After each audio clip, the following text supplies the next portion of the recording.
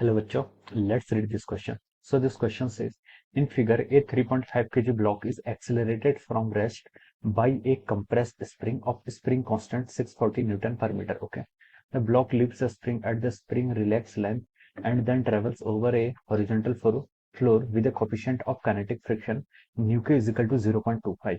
The frictional force stops the block in the distance d is equal to 7.8 meter. What are the maximum kinetic energy of the block?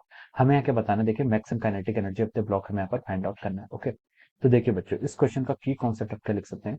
The key concept of this question, इस question का की concept लिख सकते हैं। देखिए हमें क्या find out करना है, यहाँ पर हमें maximum kinetic energy find out करना है। क्या करना है? Maximum kinetic energy. और क्वेश्चन में क्या गिवन है, उसने क्वेश्चन बोला कि 3.5 kg का ब्लॉक क्या है, आप एक्सेलरेट कर रहे हैं उसे रेस्ट से बाई ए कंप्रेस्ड स्प्रिंग, जिसका हमें स्प्रिंग कॉन्स्टेंट गिवन है। The blocks leave the spring at a spring relax length and then travels over a horizontal floor with a coefficient of kinetic friction जितना the frictional force stops the block. Okay, तो देखिए यहाँ पर आपका जो की concept है हम वो लिख सकते हैं, आपका क्या फ्रिक्शनल फोर्स, ये अपने लिख सकते हैं friction is the key concept of this question. क्या लिख सकते हैं? फ्रिक्शन क्या हो जाएगा आपका, इस क्वेश्चन का आपका की कॉन्सेप्ट हो जाएगा। ओके, तो देखिए बच्चों, फ्रिक्शन होता क्या है?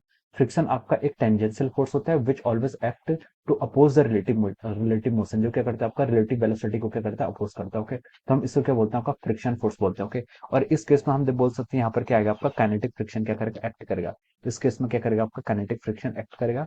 यहाँ पर काइनेटिक फ्रिक्शन क्यों एक्ट करेगा, क्योंकि यहाँ पर हमारा ब्लॉक क्या कर रहा है, आपका मूव कर रहा है। ओके, तो हम लिख सकते हैं इन दिस केस जो आपका क्या है ड्रैगिंग फोर्स है, जिसके कारण क्या हो रहा है, आपका ब्लॉक रेस्ट पर आ रहा है, वो क्या आपका फ्रिक्शन फोर्स। ओके, तो हम जानते हैं फ्रिक्शन फोर्स का हम क्या लिख सकते हैं, F K is equal to mu K into N. Okay, this is the definition of, this is a formula for our kinetic friction. Okay, mu K आपका coefficient of kinetic friction, N के आपका normal force. Okay, तो देखिए अगर मैं इस block के यहाँ पर एफबीडी बनाऊं तो इसकी एफबीडी मैं ऐसे बना सकता हूँ, ये आपके देखिए नेचुरल लेंथ पर है अभी। ओके, ये आपका ब्लॉक है, दिस इज अवर ब्लॉक, ये क्या आपका ब्लॉक है। ओके, और यहाँ पर क्या देखिए, यहाँ तक की जो आपकी सरफेस है, यहाँ तक की जो सरफेस है, ये सरफेस आपको क्या दे रखी है, ये सरफेस आपकी रफ है। ओके, और उससे आगे की जो सरफेस है, इस सरफेस में क्या आपका फ्रिक्शन फोर्स क्या करेगा, एक्ट करेगा। ओके, यहाँ पर हम बोल सकते हैं ये सॉरी जो ये सरफेस आपकी रफ है, इससे पहले वाली सरफेस क्या आपकी स्मूथ सरफेस थी। ओके, यहाँ पर हमें देखिए न्यूक्लियर की वैल्यू इस सरफेस के लिए कितनी गिवन है, इसके लिए हमें न्यूक्लियर की वैल्यू आपकी 0.25 गिवन है। ओके, अब देखिए आपका देखिए यहाँ पर इस पर कौन कौन से फोर्स लगेंगे। ओके, एक तो देखिए जब भी आपका ब्लॉक है, ब्लॉक हम राइट साइड की तरफ मूव करेंगे तो एक स्प्रिंग इसमें फोर्स लगेगी एफ इजिकल टू माइनस के एक्स से। ओके,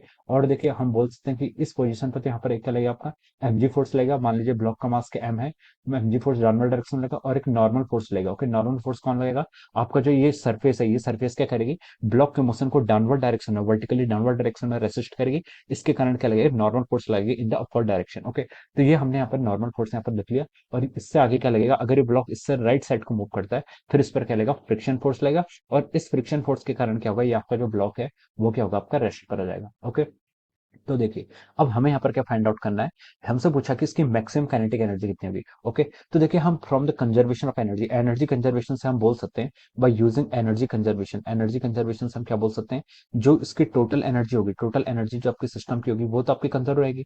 टोटल एनर्जी सिस्टम की क्या रहेगी, आपकी कंजर्व रहेगी। जितनी भी एनर्जी आपकी इनिशियल एनर्जी थी वो और फाइनल एनर्जी क्या होगी, आपकी इक्वल होगी। ओके, हम यहाँ पर से क्या इतना बोल सकते हैं। ओके, तो देखिए हम यहाँ से इतना बोल सकते हैं। अब देखिए फ्रिक्शन के थ्रू आपकी जितनी भी एनर्जी क्या होगी, स्पेंड होगी, जितनी भी एनर्जी आपकी क्या होगी फ्रिक्शन के थ्रू आपके यहाँ पे डिसिपेट होगी, हम बोल सकते हैं कि इनिशियल एनर्जी क्या थी उसकी, इनिशियल उसके पास कुछ काइनेटिक एनर्जी होगी, इनिशियल क्या होगी उसके पास कुछ काइनेटिक एनर्जी होगी।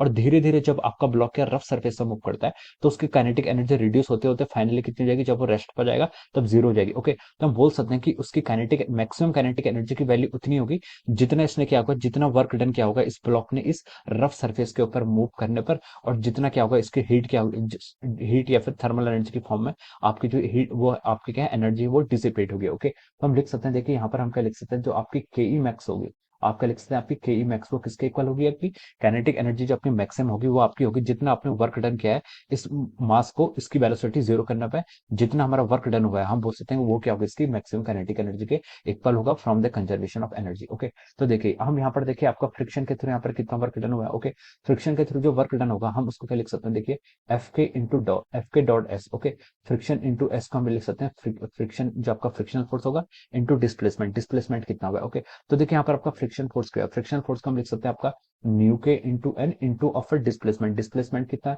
डिस्प्लेसमेंट आपको दे रखा 7.8 मीटर। ओके, तो चलिए अब हम इसको सॉल्व करते हैं। न्यू के की वैल्यू देखिए क्वेश्चन में कितनी गिवन आपको 0.25 गिवन है, इंटू नॉर्मल।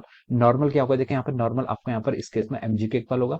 एम मास कितना गिवन आपको, मास गिवन है 3.5 kg का, इंटू अब जी की वैल्यू कितनी हुई आपके यहाँ से, जी की वैल्यू हम यहाँ से 9.8 लिख सकते हैं, और आपका डिस्प्लेसमेंट कितना हो गया आपका यहाँ से 7.8 मीटर के इक्वल हो गया। ओके, तो देखिए बच्चों अगर हम इसको यहाँ पर सॉल्व करें, अगर हम क्या करें इसको यहाँ पर सॉल्व करें तो हम बता सकते हैं, देखिए 0.25 इंटू आपका कितना 3.5 इंटू आपका 9.8 इंटू 7.8। ओके, तो इसको अगर आप सॉल्व करेंगे तो देखिए इसकी वैल्यू आपकी आ रही है 66.885। कितनी आ रही है 66.885। ये क्या आपकी काइनेटिक एनर्जी, तो इसकी यूनिट क्या होगी आपकी जूल में होगी। ओके, तो हम बोल सकते हैं कि यहाँ पर क्या होगा आपका जो 67, इसको हम क्या लिख सकते हैं 67। ओके, हम लिख सकते हैं यहाँ पर आपका 67 जूल्स एनर्जी क्या हो रही है आपकी डिसिपेट हो रही है बाय द फ्रिक्शन, और हम बोल सकते हैं कि this will be the maximum kinetic energy of the block. तो ये क्या होगी आपकी मैक्सिमम काइनेटिक एनर्जी होगी किसके, आपके ब्लॉक की। Okay, so this will be the answer of this question. Okay, so I hope you all understood this concept. All the best and thank you so much.